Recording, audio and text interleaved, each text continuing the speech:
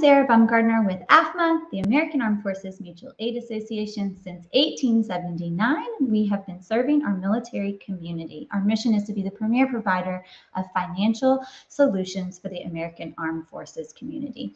As a director of partnership and member engagement, I talk with other nonprofit organizations and people about what they are doing to help service members, their families, veterans, and the military community at large. And today we are talking about what to do with your TSP, your Thrift Savings Plan, when you leave the service.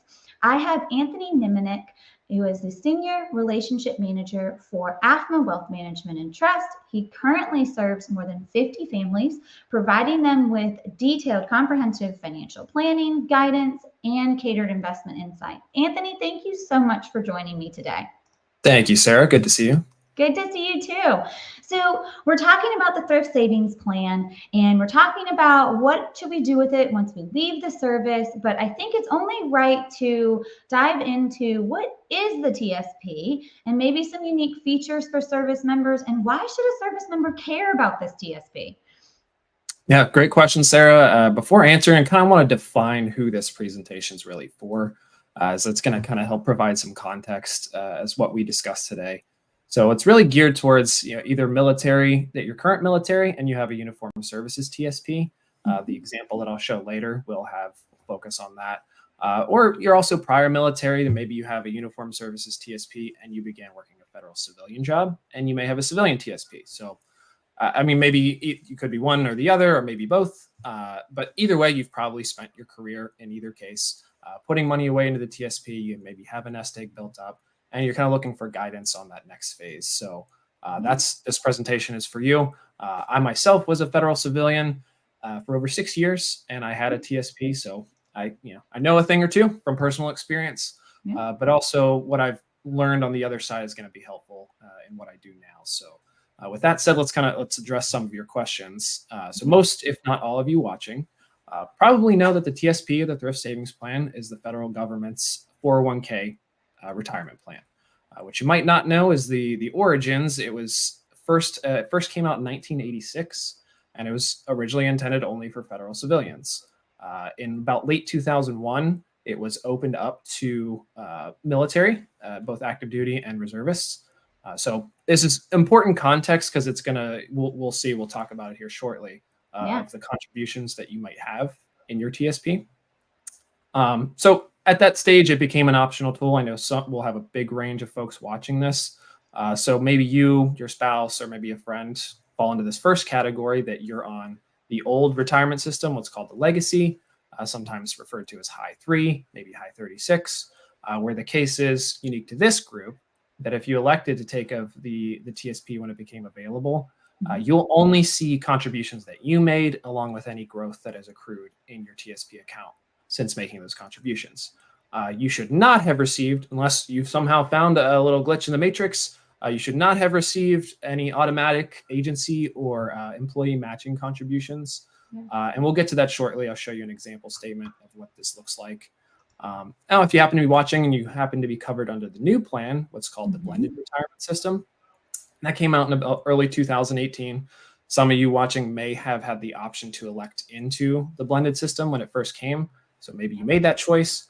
Your TSP is slightly different. Under this system, you should not only see your own contributions and any growth, but you'll also see any of those automatic agency contributions or the employer match on your behalf. So the amounts will depend on when you started and how much you contributed. So with that, let's kind of take a look at an example to hit home with this visual. Yeah, examples are always great. Love so this. We're talking about money, right? And it's always you got to show the numbers. See it. You have to. So, I'm just going to show, like I said, that we're going to focus on the legacy retirement system. So anybody on the High 3, the old system, because right now that's the most common case we see. Quick note: this screenshot you see is actually from what the new statements look like after TSP made their admin changes. It was May of 2022 last year. So, and I see it still. If you haven't done so already, a little bit of homework. At least make sure your new login is up to date.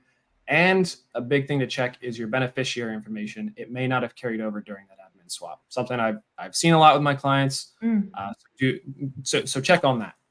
Really great point there. Really great point. Yeah, got to look out for the nuances here. So, so for this case, we have a hypothetical Lieutenant Colonel Jones.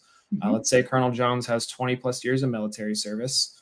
He started contributing to the TSP once it became available to him, and he didn't quite max out his annual contributions each year. So this might be a rough example of where the numbers might look after this 20 years for him. You know, maybe you yourself have contributed more over the years, maybe less, but you could find yourself in this and adjust the numbers accordingly. So what you're going to see here, you see 3 different buckets. In this case, you see tax exempt, traditional, and you see Roth. I just want to briefly touch on each to help you understand kind of how to read these TSP statements and why it's relevant to you. Yeah.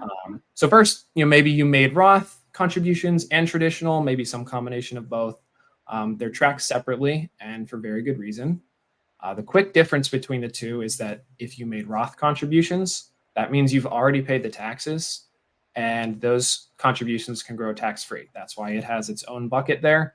You see in the contributions and earnings column. On the other hand, if you made traditional, those were tax deferred, meaning you still will have to pay taxes upon withdrawal of those funds. Now, a special feature to the Uniform Services TSP members is that you see that tax exempt bucket. Yeah. In this case, Colonel Jones has this. This means that he made contributions to his TSP while deployed in a combat zone. Okay. So this is a very unique special feature to Uniform Services. You want to preserve that tax-free nature. You see that floating box there? It says your other non-taxable balance on the right-hand side. It says 7,101 and some change. That is how much Colonel Jones contributed that is tax exempt. Unfortunately, and I wish this is something that TSP did, the earnings on those tax-free contributions, those combat zone contributions, are still taxed upon withdrawal. So for now, that's where it stands. So maybe sometime in the future it changes, but this is one of the biggest reasons folks end up rolling at least at a minimum that portion from their TSP into a Roth IRA, because it allows those funds to actually grow tax-free to their fullest extent possible. Wow. Yeah, it's a special feature, and it's something I've helped a lot of clients deal with this summer, and just like to make people aware of it.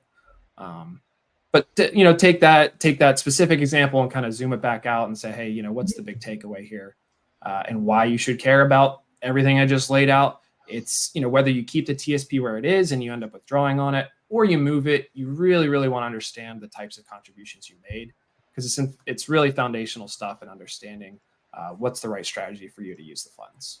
Yeah, so this was great, Anthony. I really appreciate you walking through and showing kind of detailed numbers here, because there's a couple of takeaways, right, that I've just learned here and listening with you, and hopefully other people have learned this, right?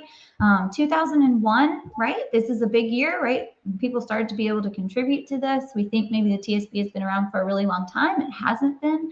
And 2018, now everybody who is in the military wearing a uniform is now a portion of them are, is going to be contributing to this TSP, and there's a matching contribution to that. So those are kind of really big pivotal years in there. But I think a really large takeaway here was how complicated this can get, right? We've got this non-taxable, money that was put in during a combat time, but it's going to be taxed on the earnings.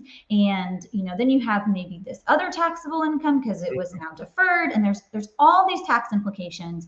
And it really sounds like you have a really good grasp and knowledge, and are, of course, actively helping our AAFMAA members and anybody in the armed services with understanding this better. So I thank you for that. And it really leads us up to the question of, so what do I do, right? I'm going to get out of the service, right? Made the decision. I'm either going to retire or I'm separating. Should I keep my TSP where it is? Should I move it? What are my options? Help me understand it. You've got tons of options, and there's so many things to consider. I've helped a lot of families talk through this decision this summer.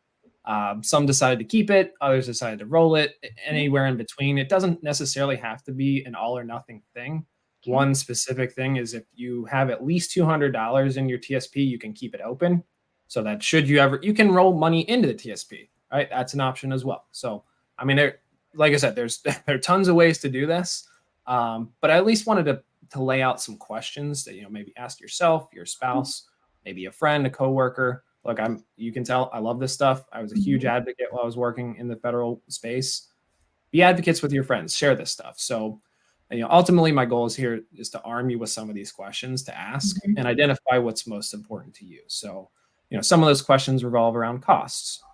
What value am I getting for the fees I'm paying? Do I want to hire somebody to help? An example of TSP notoriously for the longest time had very, very low expense ratios. The industry has caught up a bit. There are some custodians that offer zero cost funds. Maybe that's an option. You want to manage it yourself. Or you say, you know what? I like the TSP. The costs are fine. I'm good with it. Also ask yourself, hey, do I want to be able to call somebody to help me talk through these decisions? Yeah. You're not going to get that with the TSP. That might be fine for you. If you want to hire somebody, that's also fine for some people as well. So that's some of the questions around costs. I want to talk about efficiency. That's both of, within the investment portfolio, but also just your overall financial situation. Hey, some people like a simpler view of their investments. One person to call, one place to log in, one set of statements. For some of you, maybe if the TSP is your only account, maybe this is less of a priority of the question, do I have redundant investments? A lot of you may have moved many places. I know some families have moved 20, 25 times with the military. You say, hey, I've met this investment advisor. He said, open up an account here. You have all these different accounts that you say, okay, what do I do? You may have some inefficiencies across the different investment accounts. So that's something to think about. Something else along those lines is the flexibility, both from a withdrawal standpoint, tax standpoint. Knowing, again, back to what you said, we talked about the types of contributions, which bucket to choose from and when, which asset type to sell and when. So do I sell stocks now? Do I sell bonds now? You can do it differently within the TSP versus outside of the TSP. So think about that when you make your decision. This is one of my favorites. I stress this to everybody because I think our money means nothing unless you give your accounts purpose. So I always say, look, give it meaning. So, just yesterday I was on a call with a couple. They want to take cruises. They're going to a 50th anniversary cruise to Australia next year. Things like that. They want to spend their money. I'm like, okay, great. I like to know that. I have another client on the other end of the spectrum. They say, look, I think I need this TSP to help pay for a long-term care event for my spouse. So we're going to invest a lot differently. And that's kind of leads into the next consideration here of what investments to choose and how to allocate them. So think about, hey, can I meet my goals with the TSPs? Pretty relatively straightforward, 5 core fund approach. Or, do I need a more sophisticated approach to meet my needs? I want to be invested in individual stocks. I want to buy annuities in my IRA. I want specific bond funds. It can get more complicated and more sophisticated, but maybe that's right for you. So, all in all, this is just a short list. I could give you tons of questions, but this is, here's some tools to use. So I think you can quickly see how just the one main question of what do I do with my TSP opens up a whole can of worms. But hopefully that gives you something to go and talk with your spouse about, just do some internal reflection and say, okay, what's important, and help you decide what's next. Yeah, that's great, Anthony. I really appreciate that. And it kind of sounds like what's next, right, would be to seek advice, right? To ask the questions, to go to a trusted source, to be able to say, hey, I want to understand this better. I want to educate myself. I want to know what I'm dealing with and what the right move is for myself, for my family, not only for now, but for the future, that future planning for events and having somebody along the journey with you through that to say, okay, let's cater what we're doing with the purpose of this money so that we are fitting your life, your lifestyle, and what you're envisioning. And it sounds like that's exactly what you do for your clients, and what AAFMAA Wealth Management and Trust does as a whole, as an organization. So I really appreciate the work that you're doing in making sure and ensuring the financial security and financial readiness for our service members and veterans. And if anybody says, okay, I have more questions, I am ready to reach out, how can they do that? If you want to contact me, it can be either via phone. I have a couple numbers here listed, my office and my cell number. You can reach out via email. If you live by me, go ahead, find me. That's fine. But in general, just mention that you watched this presentation. I'm sure you're going to have a lot of questions after. And just so ask me about the investment portfolio review. It's something that we can do for free for you, and kind of help talk through a lot more of those other questions, not just the TSP, as it fits into your whole situation. So I think, as you can tell, I'm a nut about this stuff. I love it. So happy to be here. Yeah, that's great. That's exactly the person that you want to talk to about this, somebody who's passionate about it and understands it. So I appreciate the work that you're doing, Anthony, and your passion and dedication to our service members and their families. So thank you very much for that. I am Sarah Bumgardner, and that will wrap up our AAFMAA Live for today. Of course, if you would like more information about AAFMAA and financial readiness within the military community, you can always subscribe here on the QR code at the screen. Otherwise, I thank you for joining today, and I hope you have a wonderful day. Bye now. Thanks, Sarah.